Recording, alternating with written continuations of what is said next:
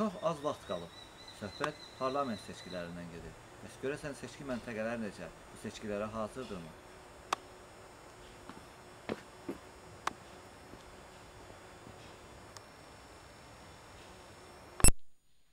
...51 saylı Qusar Seçki Dairəsinin Dairə Seçki Komissiyasının sədri Cəlil İbrahimov.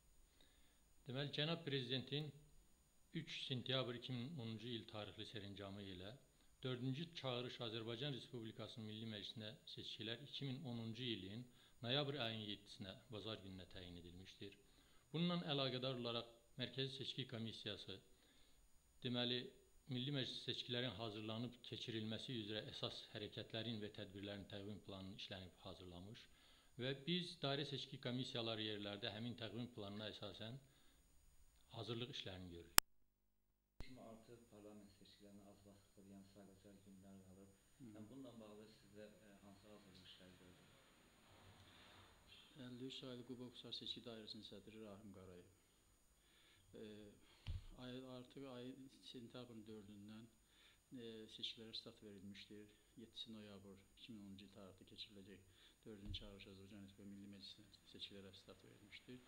Bununla bağlı 53 saylı Qusar Seçki Dairəsində daxil olan 73 seçki məntəqəsi demək olar ki, seçkiyə tam hazırdır. Yəni, bütün lazımi avadanlıqlarla təmin olunmuşdur. Bundan başqa seçki siyahıları, seçkilərin öz adlarının daimi seçki siyahısında olub-olmamasını yoxlamaq məqsədi ilə məntəqə seçki komissiyalarından artıq seçki siyahıları asılmışdır. Bir də onu qeyd edim ki,